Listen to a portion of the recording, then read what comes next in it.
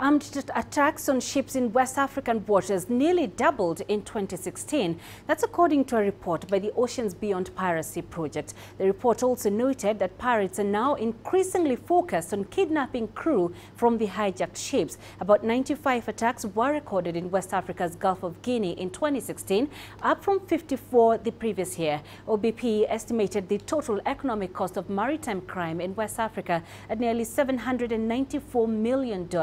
West Africa has emerged as the world's epicenter for piracy in recent years. This is after efforts by international navies in the Horn of Africa off Somalia's coast succeeded in suppressing hijackings. Let's discuss this further with CGTN's Deji Badmas, who now joins us live with more from Nigeria's commercial capital, Lagos.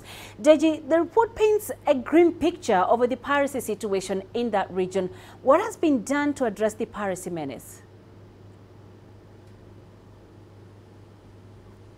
Well, Penina, one thing we know that has been done is that the Nigerian Navy, of course, has redoubled its effort. Sometime in April last year, for instance, it launched an operation known as Operation Sari Teku.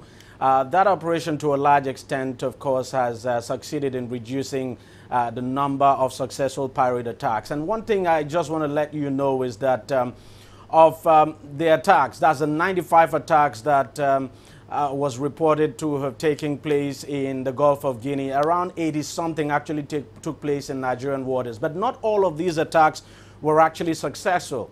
As a matter of fact, over half of them were not successful. They were actually stopped by the Nigerian Navy, and that's what the Navy has been saying. Going by the Navy's record, it says around 83 attacks occurred between last year and February this year, and that of those 83, only 47 were actually successful. So it succeeded in repelling the other attacks. But all the same, the Nigerian Navy says what is needed at this point, I mean, to stop these attacks is the political will to prosecute offenders, so to speak. And we know that in the Nigerian Senate, lawmakers are currently debating a bill to make sea piracy now a capital punishment, you know, that anyone caught involved in sea piracy, and if the attack actually involved death, then the death penalty would have to apply. But of course, the Nigerian Navy is worried. We know it is also collaborating with other navies in the Gulf of Guinea. They've carried out a series of joint exercises in the Gulf of Guinea, but unfortunately, it has not succeeded in putting an end to sea piracy in the region. But of course, the Navy says it will continue to step up effort to ensure that piracy is brought to its barest minimum, especially in Nigerian waters. Right. Another major story, Deji, coming from Nigeria today is about the growing concern over President Buhari's health. What is the latest in this regard?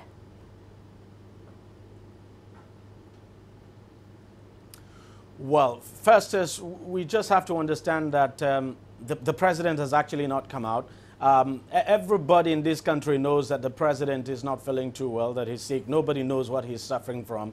But what we're being told, and for ministers who have actually met with him, they say the president is recovering and that he's doing very well. As a matter of fact, today the president met with the Attorney General and Minister of Justice, as well as the head of NNPC, and we understand he issued directive to them as to what they should do as regards their ministries and responsibilities, so to speak. So what we're being told is that the president is getting better, and that in a couple of days he will come out. But of course, he's still performing his functions, and of course some of his responsibilities, of course, delegated to his deputy, the vice president. But nobody has seen the president probably for the past few weeks, and we just wait and see what happens. But the government has continued to dispel any rumor at all that the president is gravely ill. The presidency says, yes, the president is not well, and that he's recovering and that he's doing very well.